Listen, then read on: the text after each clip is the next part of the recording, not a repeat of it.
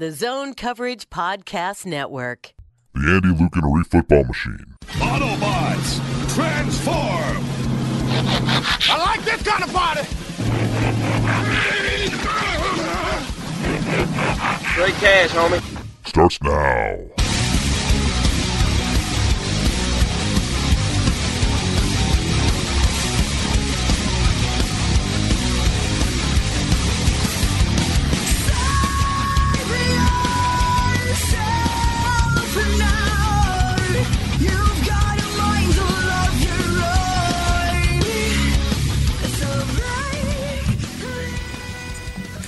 Welcome back to Thunderdome for another Zone Coverage Football Machine on the Zone Coverage Podcast Network. I'm not host Andy Carlson at Andy Carlson Show on the Twitter machine, and I have equity, more equity than the Athletic Green Bay's Michael Cohen's Twitter mentions yesterday. Yeah, that's not good. Oh, right. Yeah, I always forget about that. There's Jerry Sandusky and Michael Cohen. It's in the a NFL. mini But, Sandusky. well, at least Jerry Sandusky, the first name is spelled a little different. Not that I think that has protected him at all. But, I mean, at least he could be like, well, it's spelled different. Yeah. Whereas Michael Cohen just has to be like, no, it's a common name. Paul Manafort, the play-by-play guy. Why do I have to change my name? He's the one who sucks. I was like, you think Michael Cohen's like Michael, very common first name. Cohen, a pretty common Jewish last name. It's like, hey, this is about to happen. Right, yeah. Well, there's also... Tariq's middle name is Michael. At D-Wade, who's a Minnesota sports Oh, yeah, that's right. guy. That's right. And he's like, no, guys, my name is Dan Wade. Yeah. It's right there. You guys. You guys. If you wanted to tweet at Dwayne Wade, his Twitter handle is at Dwayne Wade. Yeah. Wait, is it spelled normally or is it spelled like D-Wade? Dwayne. D-Wayne. Die-Wayne. It's Dwayne, yes. Yeah. His Twitter handle is spelled like his name, yes. Yeah. So about that. It's D. Wayne. Joining me, Arif Hassan, NFL. How's it going? Hey. You haven't changed the handle? No, I still cover the NFL, man. Like, it's been NFL for a while. Also, Luke Inman, Luke _spin. Man, hey. Feels good. Yeah. Does it? Or no. Working the board? Terrible. Working the board. You already heard the laugh. T-Schreier 3. Tom Schreier, what's going on? I'm here. Yeah. Tom, I feel like you were built for cargo shorts. Yeah. Why is that? Yeah. I don't know. What is the percentage of use that you've gotten from the cargo short actual cargo pockets? I just realized these are where my headphones are. I've been looking for them. Because I'm going to venture to say, like, as a whole, as Americans go, we use the cargo side pockets probably about 5%. Yeah, it's limited. Yeah, for how much storage there is. And of that 5%, 70% of it is a can koozie. Yeah, that's probably right. Because you could fit, that's 100%. You could fit correct. a whole beer can in there. It's just like you have to sit down with it, bump it out. Yeah. That sucks. Well, if you sit down, if you put an open beer can in there and then you sit down, it's sort of like if you're holding a cup of coffee, you look at your watch. Yeah, That true. Right. It gets you good. That whole thing. We got jokes, see? Follow Zone Coverage on Twitter at Zone Coverage MN. Subscribe, rate, review us on the iTunes as well. Gentlemen, how's your week been? What have you been up to? Kind of a big week for you. Yeah, it's a big week for me. Are you mad that like 70 other people stole your thunder? What? No, Oh. What? No, it was part of the when they hired me. They were like, "We're going to announce all these people at once. It's going to be part of our marketing strategy." Obviously, like it worked. Like Deadspin has a post up, Awful Announcing has a post up. They're like, "Oh my god, the Athletic just hired a bunch of people." Yeah. And so I'm pretty happy about that. This is, I think, the fourth time a tweet of mine has appeared in Deadspin, so that's kind of cool too. Baby. I love how it's like so and so from the Charlotte Observer and whatever the fuck. Some coverages. Although you get 30 tweets on Deadspin, it still won't equal to what someone else in this room has had. Deadspin. I have a lot of words on Deadspin. I have a lot of words. Yeah, Tom has quite the Deadspin legacy. Yeah, it's a bit much. Yeah, if you don't know what we're talking about, Google Thomas Jerome Schreier Deadspin. It's good. It's worth it. Luke, how about you? It's worth it. Not much, man. Been kind of keeping tabs on what's been going on at practice quite a bit. Obviously, the injuries were not great, but had Daniel House on a podcast a few days ago. We talked about the injuries and just kind of the lackluster performance of that second preseason game, the Jaguars game. But not too much knee-jerk reaction. Again, preseason. I'm not going to put too much stock into what I saw with the starters. Certainly, things could have been better, but I'm more intrigued to see what happens down this third preseason game because remember, the first game against the Broncos put up 42 on them. Things were looking good. I would say not just on all three phases, but all three levels too, first, second, and third team. Kind of came back down to earth a little bit at home last week. Now the critical and crucial third game is going to come up here. What is this, 2 days? Friday or Saturday? Friday, right? Yeah. In 2 days. So excited to see what's, kind of not only how the players bounce back, but I'm interested to see how Coach DiFilippo calls this third game because it sounds like he got kind of down on himself as well for the way he called some plays. So we know in the preseason they're not going to show us too much as far as the play calling goes, but I'm still intrigued to see what this offense does, specifically the offense, the first-team offense. I mean, how hard can it be where it's like, hey, we have like 12 plays? Like my entire play caller, which looks like the menu at Cheesecake Factory. Denny's. Yep. I'm going on like the Bill Musgrave corner. Yep. Like I'm essentially ordering off like the Mediterranean antipasti menu. That's what we're calling. Mm-hmm. Yeah. Hey, good job, Sluter. Good job. People have done well with the comments this week. This is one of our better comments week. Can you name the best one so far? I don't know if I can say it on air. Do it, go ahead. I still like the I Andy's think you Calf is can. joining the Athletic. Yeah, that one's really good. This is obviously a You're picture. the arbiter of what can, like it's your job to know what can be said on air. Yeah, it's probably against my best judgment. Random thoughts. I just saw your Arif. I just saw your tweet with the caller about Greg Robinson doing well with the Browns. I'm like, all right, so Greg Robinson 2 overall, Jason Smith 2 overall, Right. Luke Jokel 2 overall, Robert Gallery 2 overall. I think it's 3. Was he 3? I think it's 3. No more offensive linemen at 2. My column. I like how this is a take that you're totally willing to spit out. Yeah. Even though we can just look up every offensive lineman that was picked at 2, and you're just like, no, I remember 3 of them. Yeah. We're good. Yeah. Like I'm sure like Anthony Munoz was taken at 2, but it's be like, I stand by it. I knew. Okay, yeah. That was a different era. Also, Where's Ogden? as soon as you brought this up, I was like, wait, I think Tony Mandarich was selected at 2, and he was. Yes. So this is the take stands now that I have remembered a 4th person who fit, and it's listed as one of the greatest non-quarterback draft busts of all time. Well, steroids. So first off, First of all, steroids. First of all, steroids. Yeah. Second of all, like Tony Mandarich didn't do steroids. He was steroids. he was steroids. Like yeah, humans And are then they banned 70% him. water. He is 70% steroids, like bovine variety, and they deflated. Actually, wasn't it okay with the Colts for like a couple seasons? He was with the Colts for a couple of seasons. Oh, well, I don't know that he was okay with them. Maybe Vladimir Dukas did. Let's see. Mandarich returned to football for 3 years between 96 and 98. So his career with the Colts was generally solid. Clarification needed. And his play was dependable enough that he started all 16 games during the 1997 season. He then retired in 1998 due to a shoulder injury. Yeah, I guess he might have been fine in 97. I don't know. We don't have PFF for 1997, so. It's because they're lazy. Or no. I've actually told them that. Yeah. Go back and watch 97. What do y'all? They do have What do y'all do all 98 offseason? data. That's awesome. Yeah, so we gotta The hit Vikings them up just and broke ask. PFF. Yeah, we like, hey, so let's Now, pull up the controversial. Randy Moss gets 72 grade, or it's like, okay, okay. He had a bunch of drops. What was I supposed to? Zimmer's like, you don't know his routes. You didn't take into account the Randy ratio, though. Okay. Tom, explain to the people why they should become somebody and become subscribers. To we got an amazing. We were talking about the Reef shirt today. Amazing Go Nocturnal shirt. We'll be shipping those out soon. $20. You get some exclusive content. You get the shirt. Otherwise, you can go up to the $23.99 level. You get some gift cards. My Burger, Buffalo Wild Wings.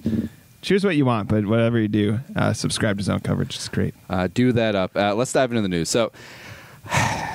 This is already such a stupid week, so not even going to talk about Richie Incognito. We'll do that later. But George Iloka. Wait, he's back? in the news. Yeah, Oh, God. George Iloka cut by the Bengals a couple days ago. 28-year-old safety inks with the Minnesota Vikings. for the veteran minimum. No big insane. deal. Yeah, and coming in, spent 2 years with Zimmer in Cincinnati, and now comes into join the flock. And of course, all right, so let's get all of the tropes out of the way. Can he play guard? No. Okay, so I've been seeing this a ton today. I don't know where it started, but a bunch of people got this idea. Yep. That you move Sendejo to linebacker. Yeah. And then I feel like Iloka just one starts. person throws something out sometimes, and then Yeah, and everybody then, like, just runs with it. yeah, and Sendejo then, like- plays with the hat. Right, yeah. So we've Got the got green like dot.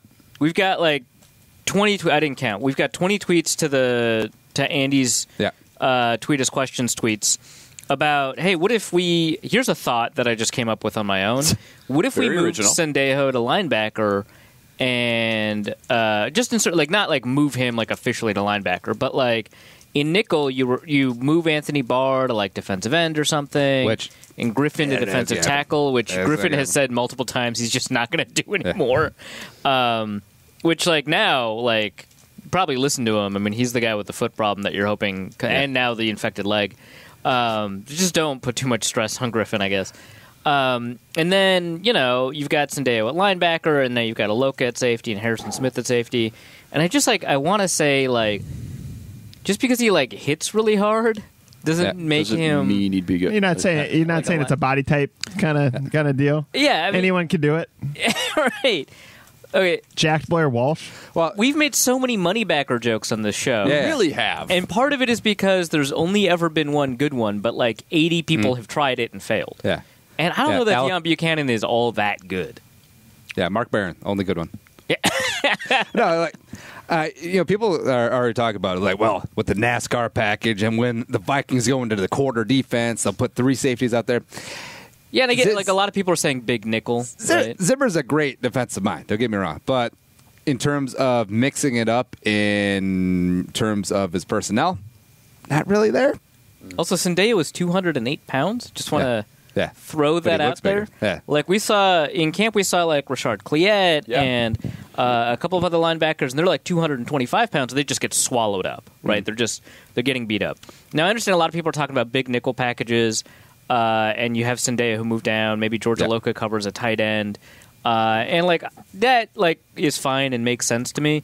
But a big nickel package is when you take a slot corner off for a safety, not when you take a linebacker off for a safety. I don't know. It's interesting. I mean, the Iloka signing is fantastic for a lot of reasons. It's the first time I can ever remember the Vikings having depth at the safety position. It's something that they haven't really been aggressive about addressing because an undrafted free agent and a couple of 6th and 7th round picks, like Exum and Curse and Harris, that's not being aggressive. That's just being like pretty decent at finding those guys.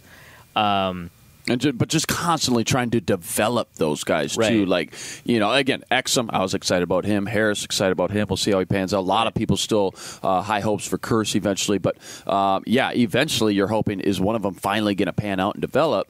So far, obviously, home run pick, trading up to go get Harrison Smith. We all know that. But Sendejo, and I think Sendejo's been fine. Remember when Kurt Coleman left? Really good. I think he's been great. Remember when Kurt Coleman left? Coleman. Yeah, right. A lot of people at first were like, oh, no big deal. And then he goes and makes the Pro Bowl, and Carolina goes on their Super Bowl run, and then everybody got a little bitter, butthurt about that. But I think, they're still trying to find that guy that they can develop and eventually turn into a starter. Hasn't really happened yet. Sendejo's been, I think, more than adequate. And I think Sendejo really adds the physicality that Mike Zimmer wants from one of his players on defense, probably in the back end, to not necessarily play dirty by any means. That's not the point, but to kind of send a message on the film that every week when the opposing team goes and watches this defense, they say, hey, we got to watch out for all these guys, but this Sendejo guy, man, he's going to hit you. And we saw that with the Mike Wallace hit and plenty of others. And again, not dirty, not trying to like go be a dirty player, but send a message, be the hammer in Mike Zimmer's defense. I think Sendejo's been great. It's why I don't think Sendejo's going to lose his job. I think this just adds even more flexibility, as Arif said, and Andy touched on it at the beginning, that there's multiple packages now that you can find with a great center fielder guy like George O'Keefe. What's the nickname we're going to do? Well, you said you started George. I was like, I said O'Keefe, so he's O'Keefe now. Might work. Yeah, we could roll with that. Kiefer. George Iloka, he's got a good Gruden voice name, right? He does. George Iloka. It does. We'll bust that out in hour 2. Yeah. But you started talking about, and I don't want to go too far down the rabbit hole, but you started talking about some of just the possibilities of a big nickel. Maybe, some of our listeners have thrown out some Twitter questions like having a 3-safety look. Right, the 3-safety look, but not just that. It's with all of the depth at cornerback, too. Just so many options now of what you can do with guys like, again, obviously, Rhodes and Waynes are always going to be out there, but, Mike Hughes is going to be able to, I think, move around a little bit more. And again, Barr, we saw at training camp, get a ton of work with the defensive line specifically. So do they move him at defensive end? Here's one for you. We talk about nickel and then even big nickel. What about on third down? You obviously going to pull Linval out. You mentioned Everson doesn't want to move inside, but Barr and Hunter on one end, opposite from each other. No, Sheldon, same side, 46. Yeah, same side. That'd be nasty. Well, I mean, that's what they've actually been doing a little bit in training yeah. camp, where they had 5 down linemen, so they can create those one-on-one matchups. And Barr is on the same side as Griffin, just on the edge. Which is why. Can you imagine as a tackle? I'm a first or second year tackle, and I look over and I got Barr and. You got the modern-day equivalent or of Richard Hunter. Dent and Wilbur Marshall looking right in your face. Right, but you're equivalent of Brian O'Neill. You hear the package 3-3-5 a lot. 3 down linemen, 3 linebackers. Take that linebacker out. 3 down linemen. You're talking Sheldon, and this is strictly passing. 3-2-6 dime package. Exactly. Yeah, Zimmer's because been of the talking about flexibility you have in the secondary now. Right. Oh my gosh! Zimmer's take been advantage of talking that. a lot about how the league, obviously it's been moving more towards nickel. He's mentioned. He's been thinking about dime packages. Now, the Vikings haven't actually put a dime package out there all that often. I think they really haven't. 1 or 2 snaps every year or something like that. But they could work something in there with, a safety as versatile as Harrison Smith, with someone who has in-the-box experience and lives outside the box in George Iloka. You do have a lot of options available to you for that dime package, but I do think it would be a pretty rare sub-package. I think that this idea that now that you've got Iloka, you've got to find some way to put him on the field, and you've got to mess with Sendejo in order to do that. I don't think that's great, but I do think that 3rd and 13, you get your dime package out Absolutely. there. Yeah. Let's go TCU on this mother. Right. Who's Tank Carter? But again, the 3-2-6 more. Again, 3 down linemen, and Zim. He's going to put maybe Harry down in the box or goof around a little Devil's bit. avocado. When is the last time the Vikings have put out 3 down linemen in a non-Hail Mary situation? Well, they do it actually more than you think, but they just have B-Rob standing up as the Joker inside. Right. Yeah. So they've got 4 linemen, but only 3 of them are down. Now, Yeah, instead of B-Rob, though, maybe that's Harry, or maybe that Kendricks is sitting up there. But again, now you have 6. You still have a great package with Barr, Kendricks as your linebacker, but Barr, Hunter, and Sheldon are your 3 pass rushers. Kendricks your linebacker, and now I'm taking advantage of whether I want 3 safeties with Sendejo, Harry, and George, or I want 4 corners, which we should have no problem having confidence pulling out Waynes, Hughes, Mack, and Rhodes, or Newman even in the mix too. I just think that's very appealing on 3rd and long, 3rd and 13, 3rd and 15. That would be a very intriguing option. I'm worried that Zimmer's going to disappoint us fans, and just play everything straight according to Hoyle, base defense and nickel and blah blah blah. Iloka gets. They're going to lead the league in points allowed again. But it's boring. It's not creative. Barr needs some dirt on his fingers. Win 30. Yeah, we went 31-6 one week, and everybody's just like, why doesn't he use more packages? So it's like, you guys, we're doing all right. Well, no, it's like the Seahawks back in the day, Legion of Boom. It's like, hey, we're going to play cover 3. All right, go. Cool. It was boring after a while. So I put out a poll earlier in the day. Over under 25.5 snaps a season with Sendejo, Harrison, and Iloka on the field at the same time. Before we get the results, what say you guys? Over or under? That's 1.7 a game. So I say Steve over. Keim. I say over. What? I don't know. That was a bad joke. Wait, what are we over-undering? How many snaps, over under 25.5 snaps of the 3 safety package? Oh. So that's really only 2. I mean, less than 2 a game. I'm still going to say under. Yeah. Yeah. Could be. 423 votes, 75% said over. I just don't see it. Yeah. Yeah. Also, Immediately get safety depth, and then immediately exhaust it. I love it. this is probably the freezing cold takes joke when Iloka signs. Like, well, they're doing it because Sendejo is going to be suspended. It's not like George Iloka's playing tiddlywinks back there. I mean, True. he can bring some heat too. I mean, come on. Yeah, No, that's true. also like I think so. A lot of people are talking about how this is in response to the new rule, when it's really it's in response to him being available. Yeah. I mean, It does. You can cut players now? Is that right? right. It does help. I mean, after watching these 2 preseason games and looking at the way our safeties play, so specifically Sendejo, which I mentioned, the Mike Wallace hit and a few other ones, the Buccaneers game, he was wild, man, playing all over the field with a lot of big hits. In fact, he destroyed the Buccaneers tight end, if you remember, who I think held onto that ball, if I'm not mistaken, and caught the touchdown, but just got walloped. Cameron Brate. Nonetheless, so, yeah, I mean, it's not why they signed him, but after 2 preseason games, boy, it might be really nice not have to throw J-Ron or Anthony Harris in there for 2-3 games. So it helps. It does help. But didn't they know that Eric Reed is available? All right. Oh, not going down there. All right. But what I do think, so Iloka just turned 28. Sendejo's going to turn 31 on week 1 at the opener. And his beard's 30. Doesn't have any guaranteed money in his contract, blah, blah, blah. I think this is an audition for Iloka to eventually take the job next year. Yeah, I think so. Definitely could be. I will say this, though, too. You're reminded that Sendejo is older than Harrison Smith, by the way. Wow. Sendejo's not going to demand a ton of money, though, either. So What was it? The Sacramento Mountain Lions. Lions. Yeah, they played Culpepper's team. Oh, yeah. baby. No, but of course, the And takes. John McLeod, Balthazar Bethel Thompson. Yeah. And you tweeted out a good one about how he's started He's got 23 more games. starts, and he's 2.5 years younger. Yeah. So And of course, the takes of, well, this just frees up Sendejo to get traded. Like, hey, we're going to crap on Sendejo all off season, but as soon as he's up for trade, he was 14th, He's worth PFS it, 14th man. graded safety last year. he's got some trade value. It's like you're talking about your old jalopy car and they're bringing it for trade. It's like, this Hyundai Elantra is great. It's so weird to me. Like I also like understand that this is like a natural response, but it is also weird to me that like as soon as the Vikings demonstrate that they have a couple of assets at that position, they're like, well, let's immediately give those away. And it's like, well, sometimes it's just like good to have a couple of good players at a position. But Absolutely. don't you know that PA called it and he said he wouldn't be surprised if the Vikings trade for linebacker or offensive line depth? Do you believe in the competition theory that if there's competition, those guys play better? No? Yes and no. Okay. I mean, like, I don't.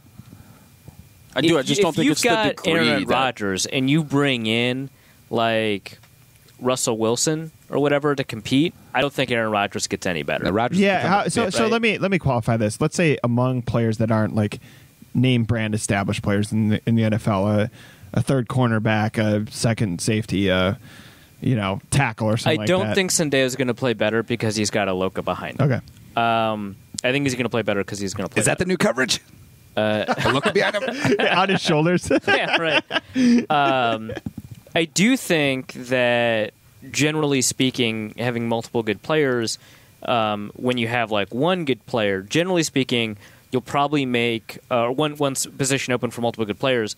Generally speaking, competition will not only just produce the best possible outcome because you'll produce the best out of, but that individually each of those guys will get better because they have the ability to talk to each other and exchange tips and ideas, and then also competition generally will help out. But there's also something to be said, and they actually talked about this with Cousins at the quarterback position, that when you've got an established starter, it's also good to have confidence, right? And you have to balance that. Like so a lot of I remember when we had Ponder, and a lot of people were talking about bringing in true competition to make him better, and I was like, well, the problem with that is that you're splitting reps now, because in order to have a true competition at the quarterback position, somebody has to take QB1 snaps, and then now Ponder has fewer reps with the ones than he does before, and I think that the value of competition, whatever it is going to be a lot less than the value of developing as a quarterback with the first team. And then also, we just saw Cousins talk about how much better it is to be able to say you're the quarterback. You have the ability to be a leader on the team and have those conversations with the assumption that you're the quarterback, right? Like two quarterbacks talking to the same receiver about how he wants them to run, a post corner, that's probably not super helpful. And there's only so far you can get in that conversation. But if you can get the wide receiver to buy in, that's a good thing too. So I think that there's a bunch of different factors that play a role in producing the best player at a particular position. Competition can be a factor, but it can also be detrimental. Having an established starter that you're not going to move from can be helpful. Can also be detrimental. So yeah, it's so trading for Theodore doesn't make Cousins a Hall of Famer. You're saying? Well, right. Yeah. It would make the Vikings a Super Bowl champion. Yeah, I got you. Sorry. I feel like a decent amount of the Packers faithful would take Rodgers for Russ straight up. Cousins gets he's a Badger. Cousins gets 84 guaranteed to push Bridgewater. Look, man, coaches are important. Right. All right, so let's actually talk about Teddy for a second. What week is his first start this season, and for what team? Wait, Iloka or Bridgewater? Teddy. For what team? The Vikings. Teddy. Well, I would think that they would roll with him right out the gate and let Darnold Giants sit week for 4. a little bit. Nah, they just named Darnold the starter, man. But then, and then you find out, boom, they're all about, even with those two veteran quarterbacks, they're all about rolling with Darnold right out the gate. So what could they trade? Bucks week 1. I just said week 4. I'm going to change that to week 6. And they hold Teddy as a trade asset in the state. That's amazing. Yeah. Of New Jersey. Right. Now, I feel like something dark is going to happen. Like, dark? Saints are going to give up a 5 for Teddy. He sits for a year. And Jacoby Brissett worth a 2. Yeah. Teddy worth a 5. Right. Welcome to the NFL. Yeah. Or also, here's the weird thing. Like, if Teddy next New England quarterback, let's go. Teddy Jets are not going to trade him in division. Teddy preseason looks good the last 2 games. Jets sit him. They just let him stew. It's fine. Next free agent cycle, he gets himself some Case Keenum money. Yeah. They see that the knee is healthy. Maybe. Look good in I don't game know. action. Keenum got some of that he money from being in the NFC Championship game, right? Yeah. Like NFC Championship game participant, Case Keenum, yes. Right. Some of it wasn't necessarily because he demonstrated all the skills that you wanted in a quarter. Some of it was, right? Sam Bradford got paid. Does he make more money sitting for a year with the Jets or playing well for the Bucks until Winston comes back? Bucks. Yeah. Okay. So Yeah. he wants to go to the Bucks. I just think that like GMs a year from now are not going to be like, well, I remember like 3 good preseason games from Teddy. Like Keenum was like somebody they like remembered like 2 months tampering started right after the Super Bowl. So Keenum was somebody that they remembered like a month removed from having a full season of being able to watch him. Where for like Teddy, they're 9 months removed from watching 20 snaps. Like, great. People still remember that Julio Johnson dominated the Seattle preseason game last year. Just saying. Oh. Yeah, like So is Phil the- Johnson's the- becoming weird preseason like Vikings fans. Like the you. preseason best Hall of Famer. The best situation for him then is the Bucks. Basically, the incumbent. No, the Bucks are trash. Well, What's the best situation for Teddy? Jacksonville. the Giants? Giants. I get that with Barkley and Big Market. Yeah. Yeah, and Barkley, Odell, and Shermer. Yeah. You got Sterling Shermer there. Shepard, Evan Engram. Right. They signed Charles Johnson package deal. Right, yeah. Ooh. Bring him in so that he can teach Odell a thing or two. I do. Yeah. Okay, everybody name one team that you hope he doesn't go to. I hope it's not the Saints. I really It's do. gonna be the I Saints. don't want them to go from Breeze for 15, 20 years to Teddy. I assume we're not including because we all don't want him to go to the Packers. Of course not. But Bears. Yeah. Bears. Okay, let's not name a divisional team. Saints for me. So Saints, Please don't go to that the makes Saints. a lot of sense. Let's see. Miami, Like because I somebody's don't want not him realistic. to die. Yeah, Miami. I know. I think Yeah. he would like to go But to Teddy Miami. is home. He would like to go to Miami. Right? But sometimes what we want isn't best for us. Right. Actually, What about Dallas? Like, what if he's no. Teddy Wow. Teddy Jacksonville, I think. That makes so much No, I'm sense. saying It makes Jacksonville too much makes sense, the but he would most dominate, sense. and also it just feels like the Jaguars are so resistant to this idea. Yeah. Their fan base kind of has an understanding that the Jaguars are resistant to it, so they're digging in, saying it's a bad idea. which just like bothers the hell out of me. But I've stopped engaging them, and like because the power went out in Eastern Florida. right, Yeah, they're dial up. and the Jaguars have been giving tons of opportunities to address the quarterback situation, and they haven't taken them. They could have done it in They the let draft. the best quarterback walk. Chad Henne. Yeah, they let Chad Henne walk. But yeah, it's not just that. Like, okay, so the Jaguars, they passed on Teddy in free agency. That doesn't really matter to me because we now have new information. Yep. Teddy can take hits. He looks good. He looks like they didn't have that information before. So it kind of changes their framework. But I think that the fact that they weren't aggressive about getting freaking any quarterback at all, like I don't think they didn't even draft like a third or fourth. Like, Well, the price tag, as Charchin and Lieber have relayed to us, $15 million. That's a lot. That's oh a my lot. God, they never took down those tweets, man. Well, yeah, because they're trying to make a point. So no Saints for me, and then Jacksonville or Miami, I think. Jacksonville will be good. It's just not going to happen. Yeah, something that will happen, though, is you want to support the show today. It comes from Game Time. Over 8 million users across the U.S. and Canada. Game Time is the top destination for last-minute tickets to all major sporting events, concerts, and shows. Because unlike Ticketmaster, StubHub, who overwhelm you with so many choices and steps, the Game Time app shows you only the best values and makes buying tickets incredibly fast and easy to make selecting tickets even easier. Game Time shows you an actual high-res photo of the view from your seat. It's pretty sweet. So you could see where you would have seen the Minnesota Miracle. Yeah. I like that a lot. Plus, the Game Time guarantees have you covered. The guarantee you'll receive your tickets in time for the event, and they'll be valid for entry. That's kind of nice, too. Whether you're looking for sports, music, or show tickets, you can find them all under one roof at Game Time for $15 off your first purchase. Visit usegametime.com/zone and use the promo code ZONE. It's pretty damn easy. usegametime.com. I hope I spelled that right. /zone, promo code ZONE, $15 off your first purchase. All right, so let's talk about that stupid Jaguars game. It feels like Hold on. This is interesting. Travis Frederick just tweeted out that he has Guillain-Barré syndrome, which is an autoimmune disease that, if left untreated... Travis Frederick, center? Yeah, okay. That guy. I didn't see that. That he, that if left untreated, it would lead to like paralysis and possibly amputation. And so it's obviously it's been treated because he's been diagnosed, but there's no timetable for him to return to the field. It's happening during the podcast. It's just in my mind. Amputation of what, or just in general limbs?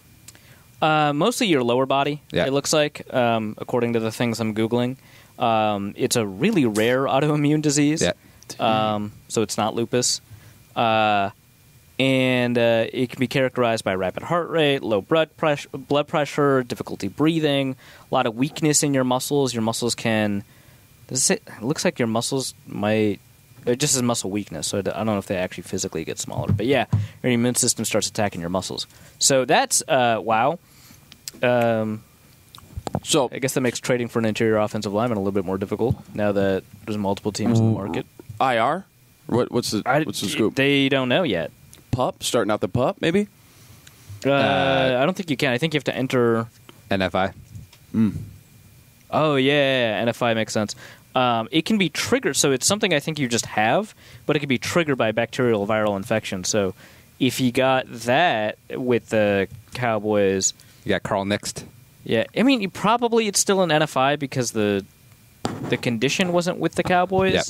It just got triggered maybe with the Cowboys. Anyway, that's crazy.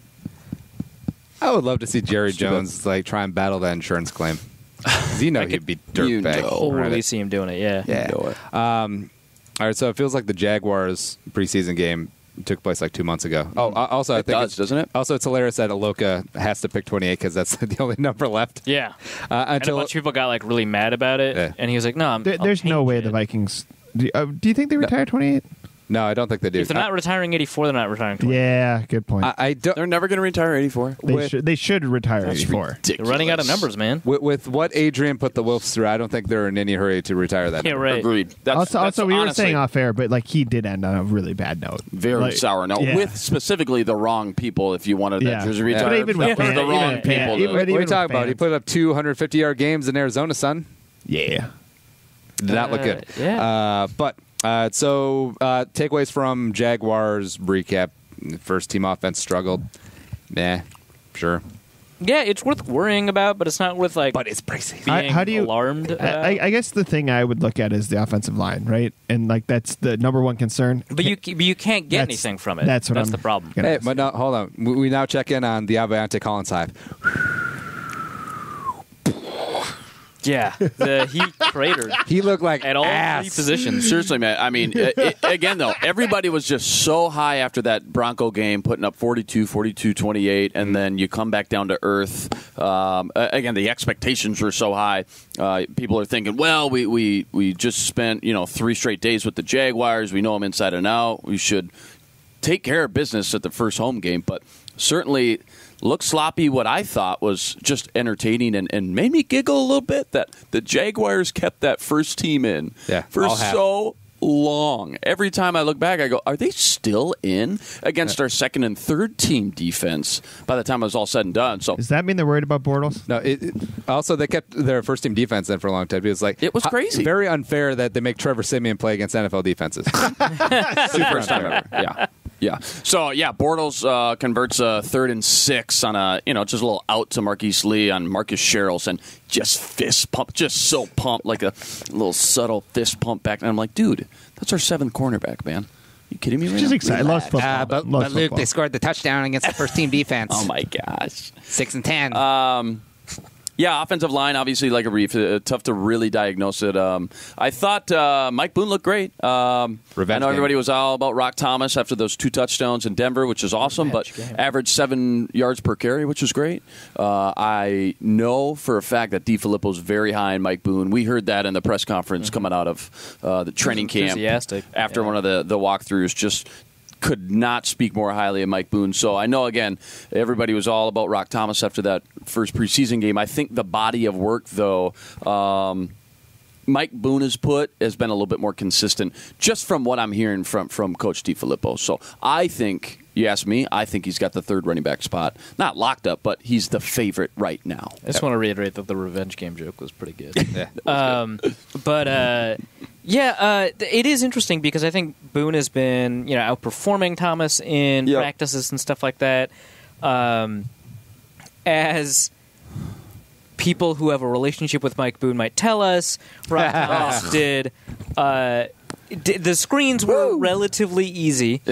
I will say this. I did notice this in practice that Rock Thomas probably demonstrated the best patience when it came to those screen passes early on. So I think there is a skill involved that he is uniquely good at among the competitors for the RB3 position. But, Rock Thomas had a couple of good runs, too. I think overall you'd say Thomas has had a better preseason. Boone has had better practices. He's come back with a good preseason.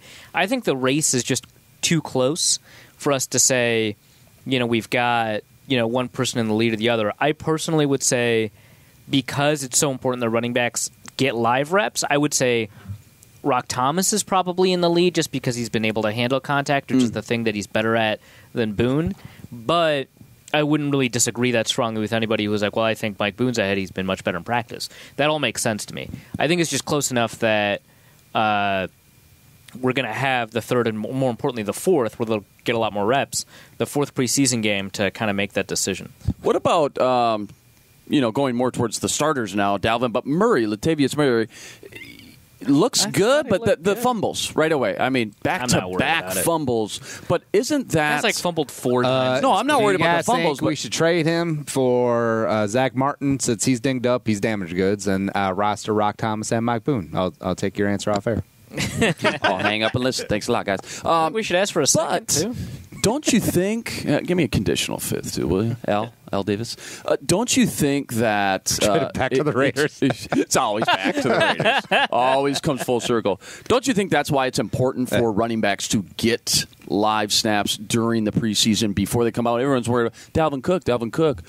I want him to at least get a few touches here. I think he'll play this week. He's got to. He's got to. I do not, because of what you saw with Murray, being able to, again, get those out of his system now and get his live reps before the season starts. I think there's only that's so just many fumbles he was going to have this year. So I'm glad he just started using them up. He's out of it. I think he only had one fumble last season, all of last season. So he's only had like 4 fumbles in his career. He's not standing. No, he's not fumble prone at all. But, so it was kind of interesting. So, yeah, I think it just reminds me a little bit that it's important for those running backs to get live reps before the season starts. And that's what we always would struggle with AP every year. So this situation is not foreign to us or this fan base at all. We know every year is like, is AP going to play in the preseason at all?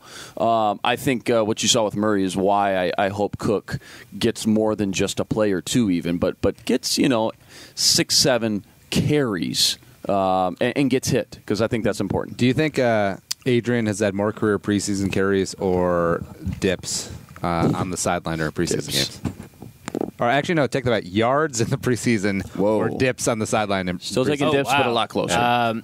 He played in the 2007 preseason, right? So, true. Gotta get the rookie out there. Make him be punt gunner. That's a tough He one. definitely has more yards than dips. Probably has more yards than dips. Yeah. But he's a dip. I mean, man. yeah, and he doesn't have much to do when he's not playing. Yeah, right. Is that something Dalvin takes up? It's like, I saw AP. No, do it. Dalvin's sure he too does not. clean. That's good. Yeah. That's good. Speaking of Adrian, let's go down Adrian's from small town Texas, right? Hey, how good did Dalvin Danielle Cook, Hunter yeah, though looks look cheery, before we yeah. move on? Florida. the one-arm Oh, sack. my God. I mean, beat literally. Cam Robinson like he stole something. Yeah, I mean, dragging Blake Bortles down. It's not a small quarterback. Dragging him down with one arm, dude. Hunter is just still getting a little bit I floated flashes, a this little out there. bit crazy. I think Hunter, since he's going to be your eventual right defensive end anyways, just should stay there. I agree. Kick Everson to the left. Sure. No. Well, I don't want to kick Everson. Why not? I don't think. Because Everson's better on the left side. They're Or on the right ambidextrous. side. Yeah. It happens on Madden. Oh, yeah, that's a good point. Yeah, Madden's good. True. Yeah. Well, how long before Daniela's full-time on the right? Yeah, like 2 years. Full time? Does Everson have to be gone for that to happen? Yes. Ooh, full time? I think so. I mean, why would? Yeah, I don't know why they'd kick Everson over, but So does Adrian make Washington? Yeah. oh yeah. It's Washington. All right. So love the names. because Dan Snyder's kind of going back, like he didn't give Adrian crazy money, nothing guaranteed, veteran minimum. But you'll remember back to Curtis Conway and Adam Archuleta and Hainsworth and Antoine Randall L, like the big free agent contract. Yeah. Bruce Smith. Yeah. Right. He brought in the corpse of Bruce Smith. I forgot that he brought in Bruce Smith. It was great. Clinton Portis champ Bailey trade. Yeah. And he's that all one about made the sense. splash. That one made sense. He's at just the about the time. splash. That was the last Yeah, great for player for player trade. I Yeah. think it might have been. Like Kiko and Shady looked good for like 2 seconds, and it was like, oh yeah, Yeah. because Kiko's dead. Right. R.I.P. Yeah. Speaking of Shady, is anything going to happen with his? Yeah, we're waiting, right? Yeah. Like, That's what always happens. You hear about it, a lot of fuss for 2-3 days, and all of a sudden nobody hears about it. You don't hear about it again for like 7 months. No, because like the Jimmy Smith stuff, he just got suspended for 4 games, but that happened like a year ago. Right. Or like the news of that broke like a year ago. Yeah. I think you might not hear anything this season. Next season. Actually, let's get get all the TMZ stuff out of the way. So Richie Incognito. Dude. Tell everybody if they haven't heard just the 20-second quick synopsis. Well, He's going to a funeral home and what happened? I believe. Wait, what? Unfortunately, his father just passed No. away, and then he got in an incident with the people at the funeral home, and then he was apprehended, and also his weapons were confiscated. But he pulled a gun on someone in a funeral. He was threatening them that, hey, I have a gun out in my Ford Raptor or something. And it's Allegedly. did. And of course, it's a Ford Raptor. And it's what? What is a well, Ford so Raptor? It's like an they later off-road find out that he F-150. actually did, in fact, have the weapon he was threatening them with Yep. in his car. The Ford Raptor is like the Okay. It's like an off-road big Yeah. truck. yeah. Well, it's It's a pretty damn sweet truck. you can also get it like luxury versions and stuff like that, but it's their like marquee, super awesome truck, and Yeah. that's Yeah. actually pretty sweet. But like also, of course, he has one. But yeah, I mean, his father had just passed away. That's why he's at the funeral home. I mean, he's clearly got like problems and issues. And this is like the kind of thing where like you want someone to have the help available to them for them to be able to kind of seek help. Yeah. But it's like very obvious that he has had help available to him from like a psychological health perspective for a long time, and he has rejected it. Yeah. Right. I mean, he was involuntarily committed not that long ago, and Which he kinda left. bums me out to say, but I think this is one of those kind of shitty situations where something really bad is going to have to happen for him to get serious help for a long time. The help that he really, I think we all can tell, he really needs. Right, and like he just does. It doesn't seem like he just wants it. Exactly. Right? I think it's a lot of these small altercations getting a little bigger, starting to fester a little bit more and more, throwing a little bit more gas on the fire. But nothing's really happened with him yet as far as taking the steps, the necessary steps for him to go get the help that he needs. It might be one of those sad situations where it takes something big to blow up for him to finally get the help. If he doesn't get help, it's really unfortunate to say, but I don't think he's alive in 10 years. Yeah, Andy, I think you're right. I think you're right. Yeah, it's something crazy like that. I think that's where we're at. Yeah. Do you think football has anything to do with some sort of this mental illness? I think it may be able to aggravate things. I don't think necessarily It's the root cause. I don't. Yeah. I don't think it's necessarily the root cause, especially in this case. I like that you flipped your mic up to eat Cheetos. Sorry, go ahead. Right. Second, I mean, I've been doing it. Second, I think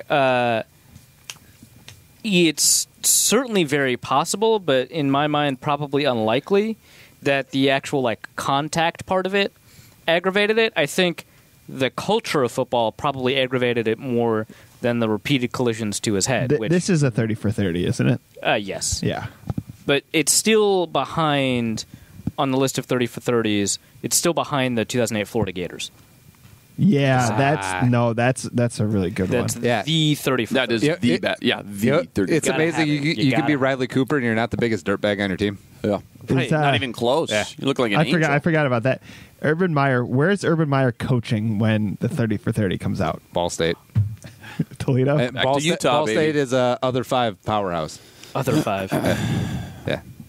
All right, so we got to talk about the penalties. So over 200 total yards and penalties, 140 for the Jaguars. Vikings had 140 yards passing total on all 3 quarterbacks. Were all the games this bad, or just the Vikings? I think it was The Vikings had the worst example of a penalty. Yeah. Through 33 preseason games so far, there's been 51 of the lowering the helmet calls. So sounds about whatever, right. 1.5 a game, whatever. And the competition committee met on Wednesday, and so the owners doesn't sound like they're going to do anything about it. But I understand what they're doing. To me, actually, they're trying to change the culture, and there's going to be some growing pains. I do think they're just calling it more often in preseason. I think it will be scaled back in the regular season, Completely but it will agree. come up. But Zimmer's right when he said this will cost the team a game, because it will. yeah. Big time. Over under week 3. It'll cost the team a game. It depends. Kind of like that Packers Seahawks game on Monday night or whatever, Sunday night. Monday the Night Hail Football. Mary. Yeah, the Hail Mary. God, that was a great call. What was that, week 2? Who's on the Week 1 or Lions week 2? schedule? Who's on the Lions schedule? It's always the Lions that get screwed by this. They got screwed by the new Lions. flag, the challenge flag rule, and the new catch rule, and it's always the Lions. So, Didn't they get screwed in the playoff game too against the Cowboys? Dude, Almost certainly. I think. I mean, you got obviously all 32 teams, but I think it'll only take 1 or 2 weeks. So I'd say under. Now, gonna happen indulge quick. me on this because this is one of the conspiracy theories I actually hold true, is that the NFL likes when the rules are subjective and open and controversial because it keeps people talking about how. But the problem with the catch rule is that it's not subjective. Yeah, well, not supposed to be, but it is. If it was more subjective, it'd be better. Anyways, just controversial calls because how many hours have been spent on sports talk radio, on TV, people talking at the bar, at the water cooler about the catch, and now about this. I don't know. I'm not feeling this. I don't believe all publicity is good publicity. It keeps a weekly game in the news cycle. I don't think people are watching to see what penalty they can be angry at this week. No, but just the conversation. No, I don't think they like the conversation. Yeah. Also chemtrails. I just disagree. Okay. But Chemtrails. of course, the one close to the Vikings. So the Antoine Williams sack on Cody Kessler. It's a joke. That was dude. just- and that was Eric awful. Wilson did the same thing and didn't get called, and like he shouldn't have. Yeah. I actually talked to someone from Football Zebras, and he agreed that was incorrectly applied on the Williams one. But Well, yeah. I mean, he said it when we were interacting on Twitter too. yeah, but I mean, also some of those are going to get called during the regular season, and it's going to be a bit of a poop show. Now, it's just so weird because it's very easy to see why that shouldn't have been called. Yep. Because you can only do it for a defenseless player. The quarterback is not defenseless if he still has the ball. Yep. Right? Although it is Cody Kessler. And then, like, also I would say that even if he had just let go of the ball, I would say that actually Antoine Williams did a really good job of putting most of his weight onto the turf instead of onto the quarterback. He had 2 feet on the ground when he contacted him. He ended up having a leg on the ground. The only time his feet ended up in the air was after he had already fallen. He didn't put that much weight really onto... So I think that's actually a really good example of someone who's done a really good job, but it doesn't matter because Kessler still had the ball. Oh, also, the best penalty of the whole game and the only time the Vikings first-team offense got a first down, when Yannick did the too many pumps. Yeah. Come on. Great. I just love football. Yeah. It's such a dumb game. Yeah. Injuries. So the walking. Also, this bugged me too. So like 4 Vikings are all going on IR, and then of course the takes is like, well, we weren't going to make the team anyway. It's like that's not the point.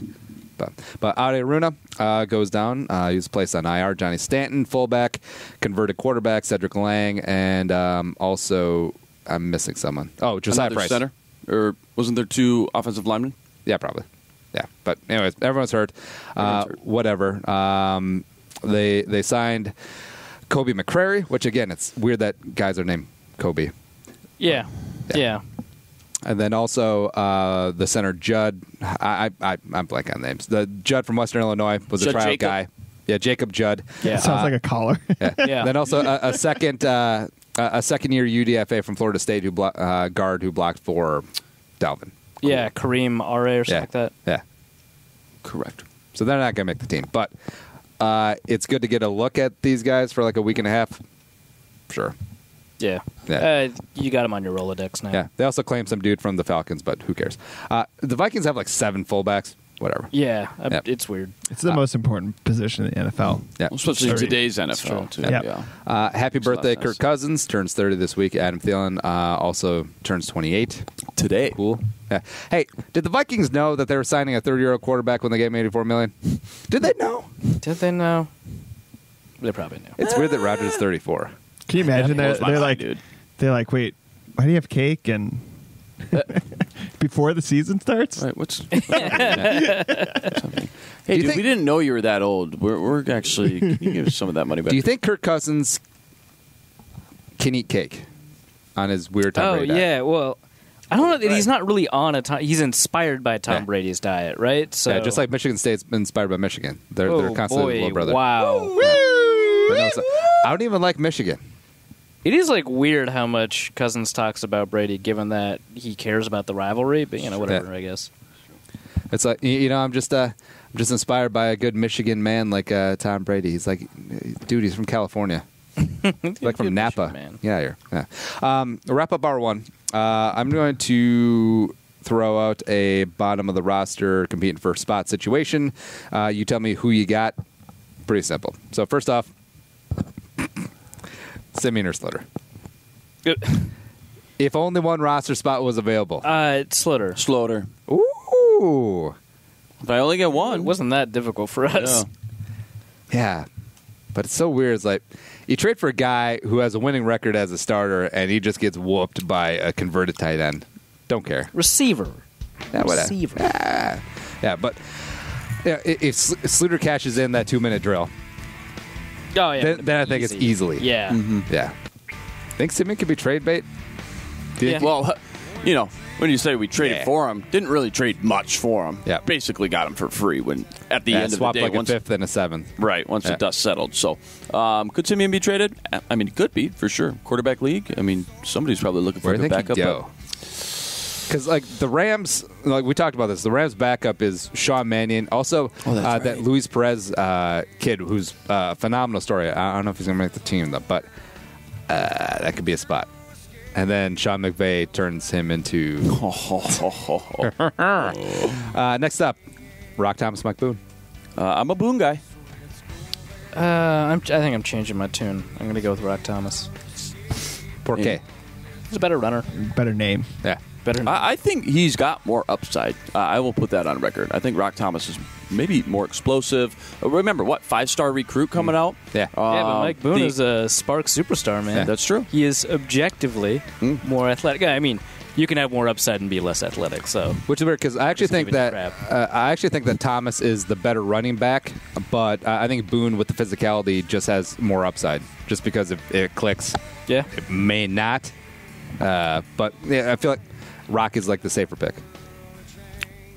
Maybe, and with that situation, it makes actually probably more sense to pick the higher variance guy. Rock is the 35 in that situation. I agree with you because Rock is the 35-year-old divorcee, no kids, slightly balding, little chubby, like CPA making like low six figures a year. Mike Boone is like the tatted up biker dude with the dark broodingness. It's like, Mama, I could change him. Mom, he got his GED. All right, fine. Wide receivers, only one spot. Zylstra or right? Right. Zylstra. Zylstra's playing on Friday, right? I think so. Better. Yeah. He was practicing. We got it. Yeah, we got to see some Zylstra. Coley or King? Coley. Coley. I mean, he looked really reluctantly good. He just has been healthy for 4 days this offseason. It's been brutal. It's possible that they both make it, but Zylstra or Coley, if it was only one. Zylstra or Coley? Zylstra for me. I know they've both been injured, but I mean, one person got to do okay. Yeah, with the position where it's at, where you're probably not going to call their number, either of them, I would say Zylstra. Chad Beebe versus the world. Does Beebe make the roster? No. I don't think so, but it's in the conversation for sure that he does. Is it more that he's overachieved Rudy style, or the bottom of the wide receiver roster ain't that great? I think the latter. I think it's a bit of both because he looked really bad early in camp, really bad. Yeah. And so for him to improve this much, it's pretty significant. But it also might be, fool's gold. You only got one slot for Blake Bell or Tyler Conklin. Oh man, they both suck. Give me Conklin. Yeah, I need to see more Conklin, so I want to keep him around and see what I got. B-Rob or Afedi Odenigbo? Afedi. Ooh, sorry, Afadi. Yeah, sorry, Afadi. Afadi. Yeah, it's looking good. Because I was actually mistaken, because I thought that B-Rob reduced his deal, but part of it was guaranteed, but no. He's on the vet minimum. Nothing's guaranteed at all? Nope, except for his minimal signing bonus. Yeah, so he and Newman are essentially on the same deal, so that changes things for me. But I do think it is significant that B-Rob started in place of Everson. I mean, Yeah, I don't that'd be think kind of doing dirty. I don't think they're going to cut B-Rob. He hasn't looked overwhelming to me, in camp, any of the preseason games. I don't think he's ever really looked overwhelming. I just don't think that's last year. He was good in the role he was asked to play, though. I don't know. He had one great play where got great penetration. I believe it was on a running play, stretched to the right, great penetration, blew up the block, and the guy had to cut it back inside, and ended up being like a 2-yard loss, something like that. Oh, yeah, that was pretty early in the game. It was pretty good. Yeah. One slot. He still got it. One slot for Jalen Holmes or Afadi? Holmes for me. Afadi has been so good. He really has. Holmes has flashed. And I guess per snap, Holmes, he had such a great first game. But I feel like he's... Yeah. The thing that worries me is that when he rushes, he creates these really wide arcs, and he opens up these massive running lanes. This is Holmes? Yeah, which is why I think Zimmer's been less than enthusiastic about praising him. And then we actually got to see a little bit of what that looks like in the Jacksonville game where he did get kind of washed away in the run. And I think that's a concern that would definitely keep me on the Afadi bandwagon over Holmes. Well, just stemming up that, I mean, that was apparent, and even Zim called that out during training camp, saying that, okay, we're going to move him into the 3-tech full-time. He needs to work on his base. He needs to have a stronger base, basically, obviously, from the hips down, and that's something that's not just going to happen overnight. When he flashes, though, he flashes some really nice stuff, and even had a nice few pass rush moves, like a spin move, I believe. And again, I think that we're not there yet. It's going to take a year for Holmes, but I think if he can get that base that Zimmer's kind of calling him out on during training camp stronger and where it needs to be, I'm just excited about What's up, Holmes? Jalen Only got Holmes. one slot for Weatherly or Tayshaun Bauer. Bauer. Not even close for me. Yeah, Weatherly's kind of disappointed here a little Now- bit. He did have a good game Yeah. against Jacksonville. Finally. Yeah, right. It took a while. I think Weatherly is really good to have, even as a fourth defensive end, and certainly as a fifth. But if I'm going to choose between the two, I would take Bauer. He's the Now, this has sort of been floating around Vikings Twitter, just like the three safeties, big nickel, but keeping 10 D linemen, question mark. I guess I'm against it. It's not something I feel strongly I just about. don't see it happening because you only have 6 or 7 active on game day anyway. Right, and you need to figure out we need to figure out what's going to happen at the cornerback position. If there's going to be a way to carry 7, we know that they're going to carry 4 safeties, right? Because they're not cutting Harris or Iloka. It depends on these last 2 preseason games. Yeah, I think that basically the when you talk about just keeping the best 53 guys, you can justify keeping 10 guys because the talent is there for that 9th, 10th guy. But I'm with you. I just don't think it's going to happen. Last one on the D line. Who would be more likely to get through waivers to the practice squad, Holmes or Afadi? Afadi. Yeah. Just because of the draft pedigree? I think so. Afadi's played better in the games. Yeah, no, I think so too. But I do think it would be easier if that's like kind of what you're considering. It would be easier. Both have a case to slide Afadi. Ooh, 4th round picks, Nucci Bucci. Plus cutting 2 4th round picks not horrible within the past 4 years. That's kind of sad. Yeah. Last one. Antoine Williams or Devontae Downs? Williams. Yeah, I would pick Williams. I don't think he's actually that great a linebacker, but I think he is a pretty good special teamer from what we've seen. I mean, you know what you're getting in a position that is lacking serious depth. I can't have a huge wild card, a huge question mark. Even though the upside's not there, at least I know what I'm getting with Williams, which is good enough for that 4th, 5th linebacker spot. How much do you think Devontae Downs weighs, based on how you've seen him look? Not much. 228. 252. Wow, really? Yeah. He weighs I was gonna say 252. Yeah, he moves way better than you think somebody his size weighs. Except for backwards and laterally. No, I think he's fine. Some of these guys, when they're going through a torn ACL and they have all that gym time, 9, 10 straight months of just rehabbing, not just the leg injury, but they're lifting everything. And maybe that's what happened with Downs there, because I did not expect you to say that. Listen to hour 2. We got open phone lines. Also, we got a fist loaded Twitter questions. I threw out all the 3 safety questions because that was like half of them. Zonecoverage.com/machine is the place for the show, as well as iTunes, Stitcher, iHeartRadio. But for Arif and Luke and Tom behind the glass, I'm Anderson and on center. Bye-bye. Listen to hour 2.